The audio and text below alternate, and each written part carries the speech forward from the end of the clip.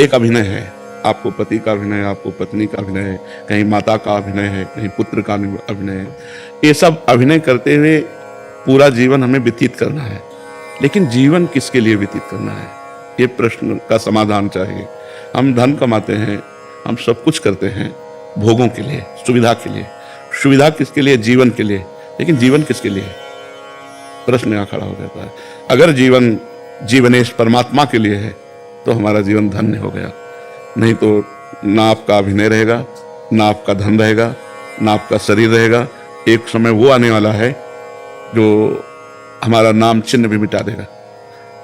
तो हमारे मनुष्य जीवन की इस दिव्यता का लाभ क्या हुआ? जो देव दुर्लभ नर देही कही गई, उसका लाभ क्या हुआ? उसका लाभ हुआ परमात्मा का सुमिरन, परमात्मा का चिंतन। जितनी यश कीर्ति है, ये बड़े बड़े चक्रवर्ती सम्राट हो गए, कौन जानता है उनको? धीरे धीरे धीरे धीरे काल के गर्त में वो सब चला जाता है। इसलिए इस खुशी को हम खुशी ना माने, हम खुशी, वो आखिरी खुशी प्राप्त करें जिसमें दुख का लेश नहीं है। वो भगवान का सुमिरन और भगवान की प्राप्ति है। अगर परमात्मा चिंतन है तो मान में और अपमान में, लाभ और हानि में, सुख और दुख में, जन्म और मृत्यु में समान स्थिति प्राप्त होती है। इसलिए हमारी प्रार्थना है, भगवान ने आपको भेजा वृंदावन और यहाँ संत समागम में आए तो कुछ नियम ले लो नाम जप का। नाम जप करते हैं नियम पूर्वक।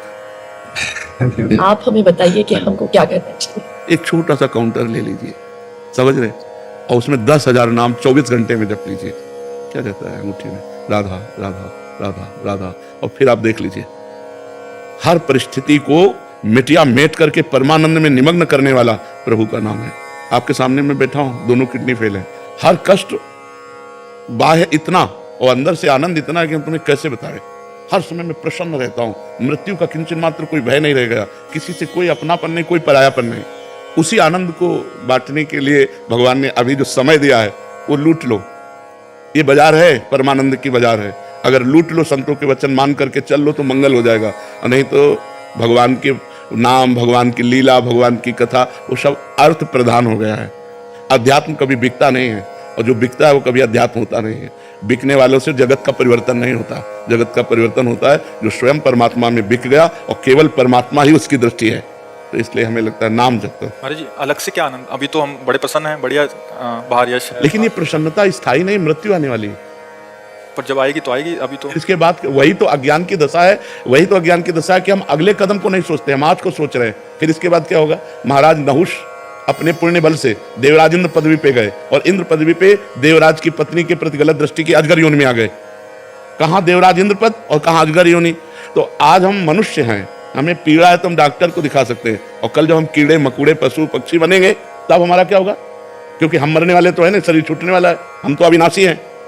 जो मेरा स्वरूप है वो अविनाशी है, शरीर परिवर्तनशील है। तो हमको ऐसी पुण्य, तप, नाम जप, तीर्थयाटन इतना कर लेना चाहिए कि हमारा अगला जन्म फिर मनुष्य का हो, और फिर मैं अपने भारत देश की, विश्व की सेवा करूं और मंगल में कीर्ति को प्राप्त हूं। सुअर कुत्ता तो ना बन जाए।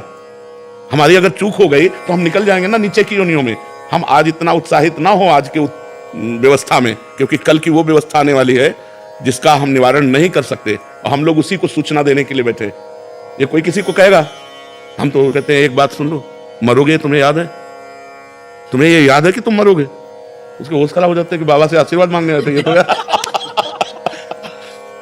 ये एक ऐसा शब्द है जो झकझोर के रख देगा आपको, और कब मरना है इसका कोई पता नहीं।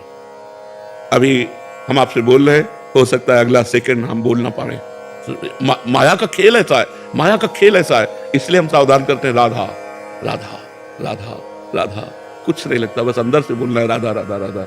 और अगर मान सको तो कोई नशा न करो, करते हो कोई नहीं सको, बहुत सुंदर बात है।